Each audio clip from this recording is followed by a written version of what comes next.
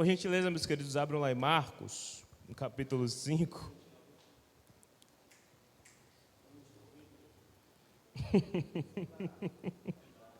Marcos 5, 24.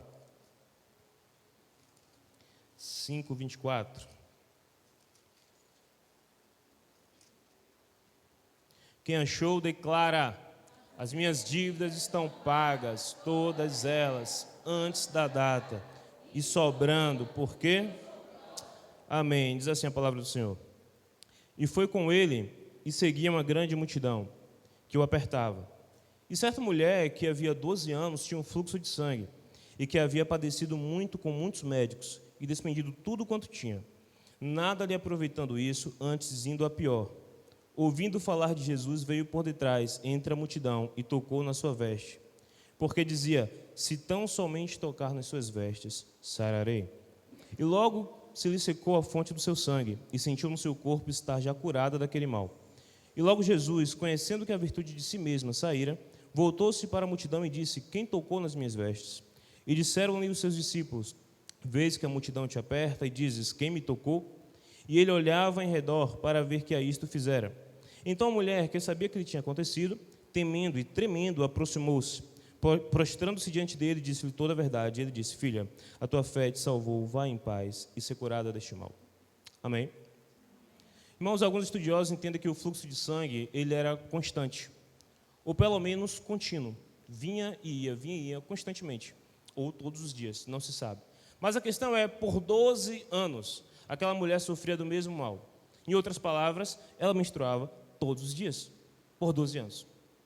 E a palavra diz que ela já tinha tentado de tudo, com todos os médicos possíveis. Já tinha feito todas as formas naturais para tentar se livrar daquilo, e ninguém conseguia descobrir qual era o seu problema. E lá em Levíticos 15, você vai entender que uma mulher menstruada era considerada impura. Ela, naquele período, devia se colocar de forma isolada. Ela não poderia ter contato com ninguém. E tudo que ela tocava se tornava também impuro. A cama que ela dormia, a cadeira que ela sentava, tudo que ela tocasse seria impuro. Logo, se ela entrasse em contato com uma outra pessoa, essa pessoa também seria impura. Então aquela mulher, ela se colocou em um risco. Eu penso que ela, depois de ter tentado tudo, ela pensou o seguinte: não há nada que eu não possa fazer, senão ir atrás daquele que pode todas as coisas. Porque ela se colocou numa situação do qual ela já tinha tentado de tudo que podia de forma natural, já tinha gasto tudo que podia, durante 12 anos sofrendo do mesmo mal.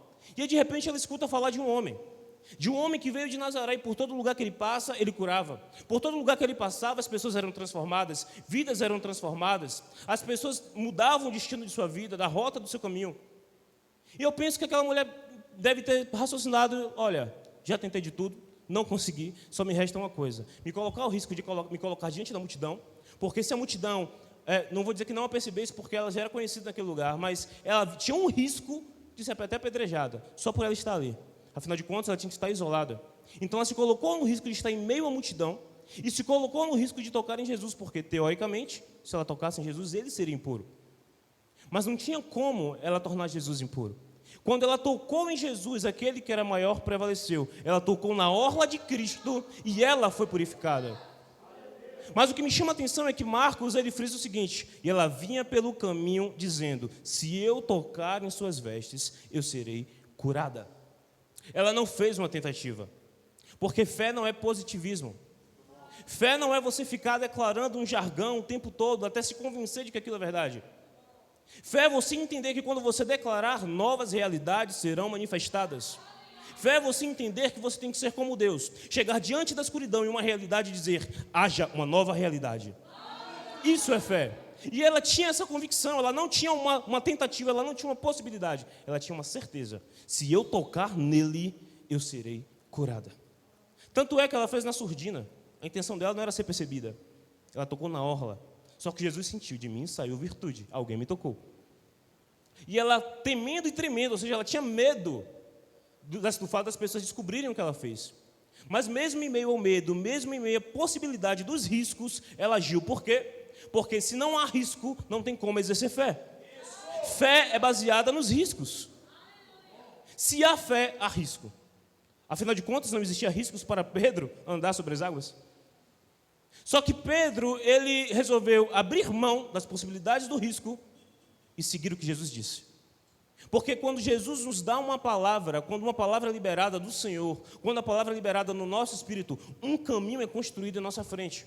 Porque quando Deus fala aqui e eu libero aqui, eu estou pavimentando o caminho para eu andar. E toda declaração, ela vem consigo uma ação.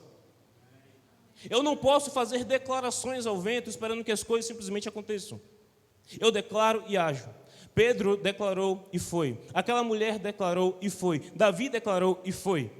Toda palavra liberada, ainda que com fé, precisa partir de mim uma ação. E ela partiu daquele ponto com uma convicção: eu vou tocar no Mestre e eu serei curada. E mesmo em meio ao medo, mesmo em meio às impossibilidades, mesmo em meio à multidão, ela tinha apenas uma convicção, ela tinha apenas um foco. E eu já preguei isso aqui: não permita que a multidão tire o seu foco.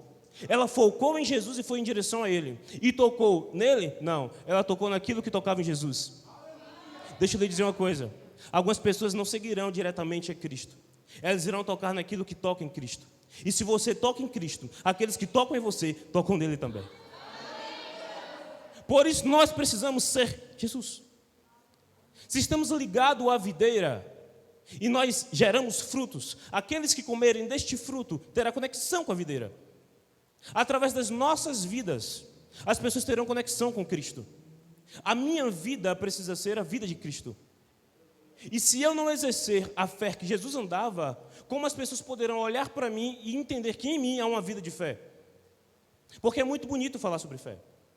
É muito lindo pregar sobre fé, é muito lindo estudar sobre fé. Mas fé não é teoria, fé é prática. Porque Tiago disse: me mostre a sua fé sem obras, que pelas minhas obras eu mostrarei a minha fé. Se você diz que tem fé e não há resultados, você não age em fé. Toda ação de fé traz consigo resultados. E se não está tendo resultado, me desculpe, você está enganado, você está empolgado. Não é fé. Fé traz consigo resultados. E aquela mulher teve um resultado. Seu fluxo parou, ela foi curada. Mas como eu posso andar em fé para ter resultados? É bem simples. Quando você libera palavras de fé, de convicção do seu espírito, você precisa ter a certeza de que está liberando aquilo que você se alimentou. Porque a boca fala que o coração está cheio. Não adianta o seu coração estar cheio de dúvida e você liberar palavras de positivismo. Isso não vai funcionar.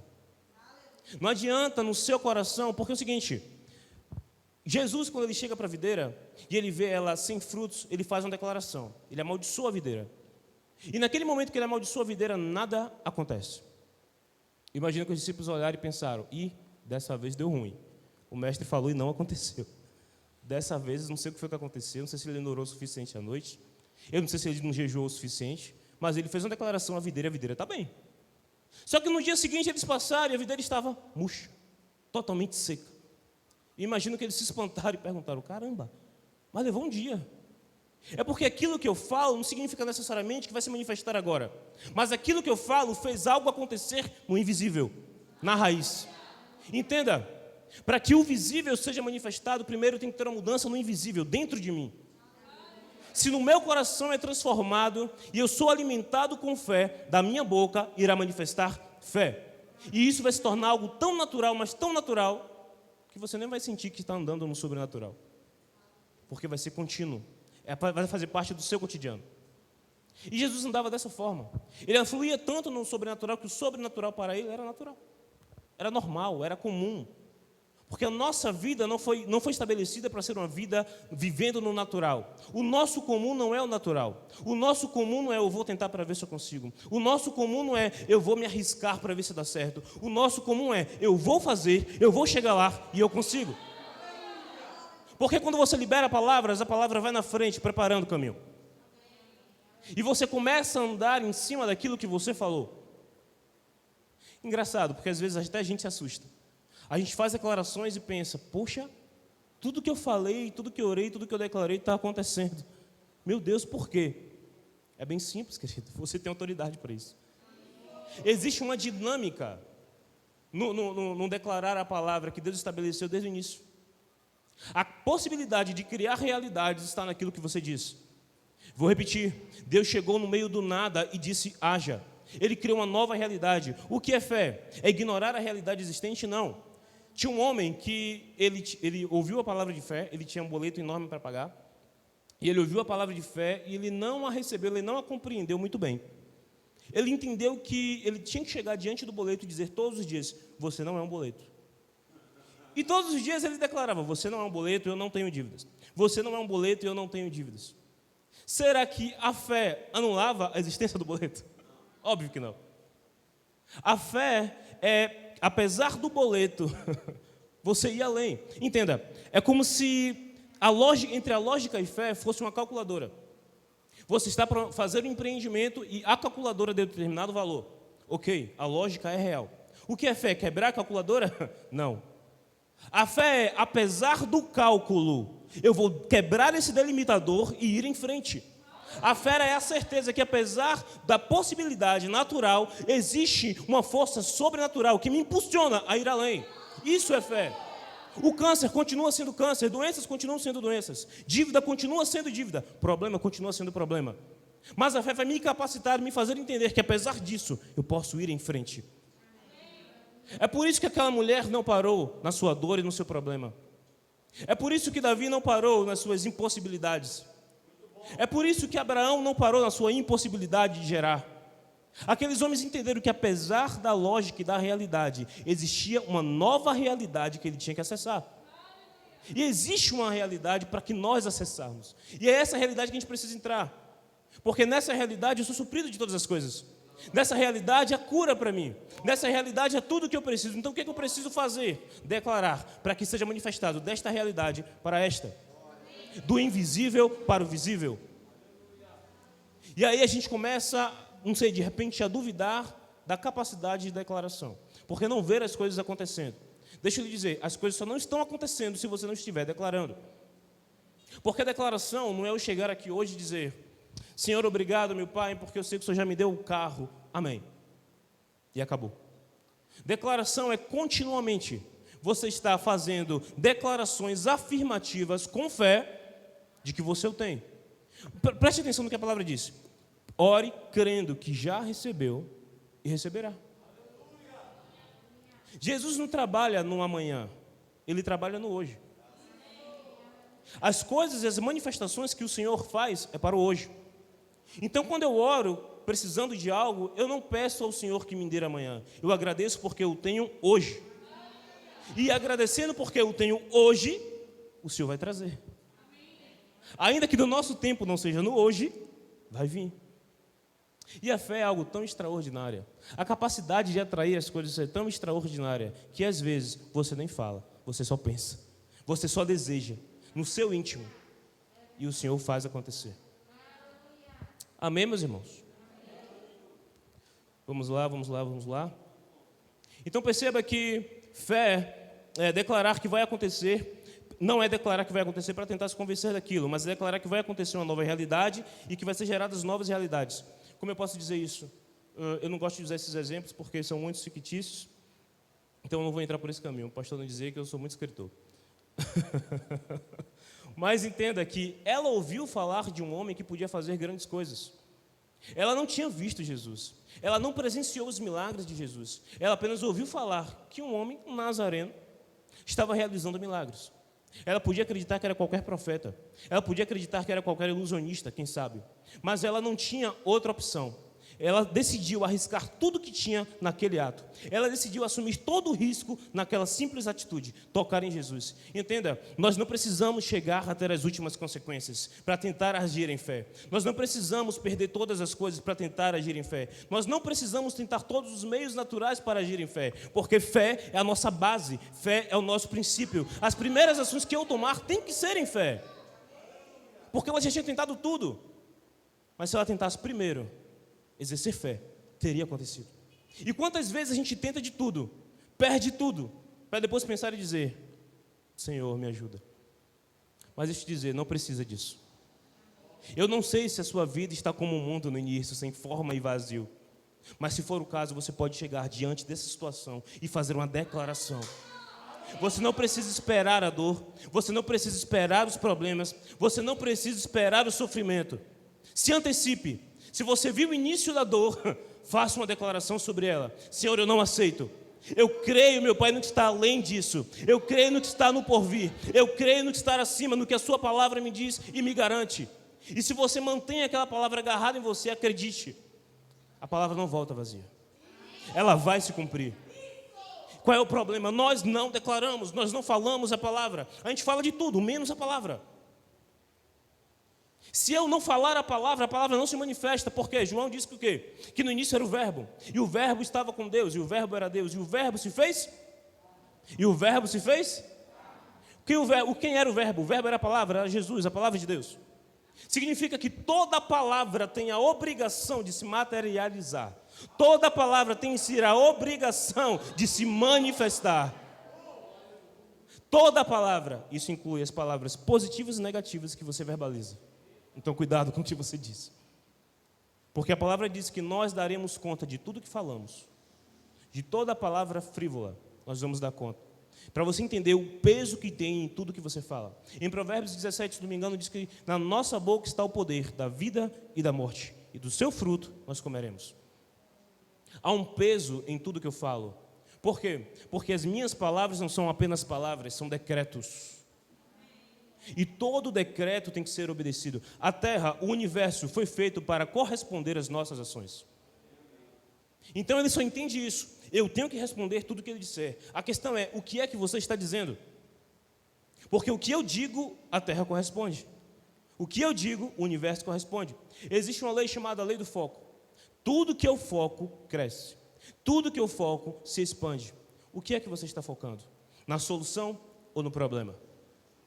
Porque se eu foco na solução, a solução vem até mim. Se eu foco no problema, mais problemas virão até mim.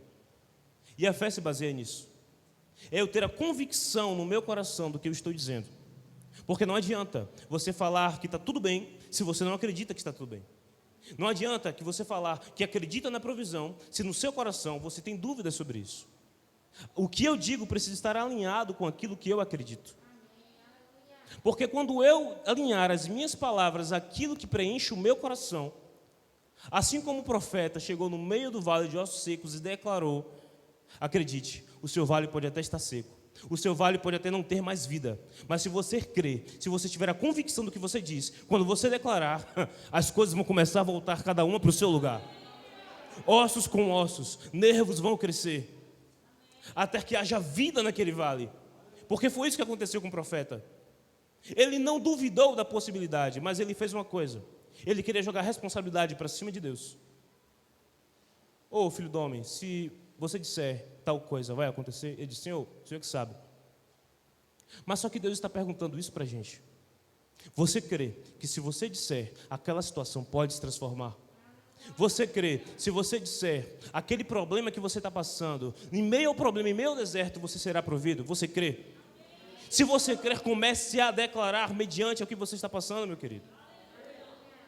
Pare de querer fazer orações rasas, Senhor, se o Senhor quiser, o Senhor possa fazer. Não é disso que Deus quer. Porque Ele quer fazer. Mais do que isso, Ele já fez. Eu acho que Deus olha de lá de cima e responde, você tem que declarar para que as coisas aconteçam. Porque o que eu podia fazer era te dar poder, e você já tem. Meu Deus, eu estou passando por isso há tanto tempo, meu Pai. Aquela causa na justiça. Senhor, aquela causa na justiça que não sai. Meu Pai, aquela resposta que eu não recebo. A pergunta é, você está declarando sobre isso? Você está chamando essa verdade à existência? Você está declarando essa verdade que já foi concretizada no invisível para o visível? Porque o verbo, ele vai se fazer carne. Mas para isso você precisa chamar. Se você se frustrar no caminho e parar, você não vai alcançar. Porque em todo o processo você vai sentir dor. Em todo o processo você vai passar por situações que vai desejar desistir. Em todo o processo você vai passar por frustrações. Mas acredite, em meio ao processo existe algo chamado de amadurecimento. E se a sua fé está sendo preparada de forma tão intensa, é porque o que você tem para receber é tão intenso quanto. O processo é um preparamento, é para exercer a sua fé, para te treinar. Os discípulos passaram 3 anos e meio com Jesus, sendo treinados. Em todas as vezes que Jesus repreendia por algo que eles não conseguiam fazer, a resposta era, até quando estarei convosco, homens de pouca fé? Porque fé é a base. Sem fé, não tem como nem expulsar um demônio. por mais autoridade que você tenha. Sem fé eu não consigo curar uma dor de cabeça. Sem fé eu não consigo nem crer em Deus. Fé é o basilar da nossa vida. Então o problema é que a gente considera a fé algo tão básico, mas tão básico, que não vale nem a pena mais estudar sobre isso. É algo tão básico, afinal de contas a gente prega sobre fé o tempo todo na igreja, para que eu vou me inteirar mais sobre o assunto? É algo tão básico, é tão básico quanto orar. É tão básico que você acaba deixando de lado e deixando de exercer. E esse é um problema. Eu não posso considerar a palavra de Deus o básico do básico do básico ao ponto de deixar de lado. O fato dela ser básico significa que ela é essencial. E se eu não tiver ela em minha vida, eu não consigo caminhar. Porque a minha vida com Deus depende da minha fé. A minha vida com Cristo depende da minha fé. Tomar posse das promessas depende da minha fé. Viver a vida em abundância depende da minha fé. Sem fé não tem como eu caminhar. E para exercer fé eu preciso assumir riscos. Não tem como eu caminhar em fé sem assumir riscos. Só que entenda, a fé ela não é louca, a fé ela é inteligente. Eu não posso achar que tudo é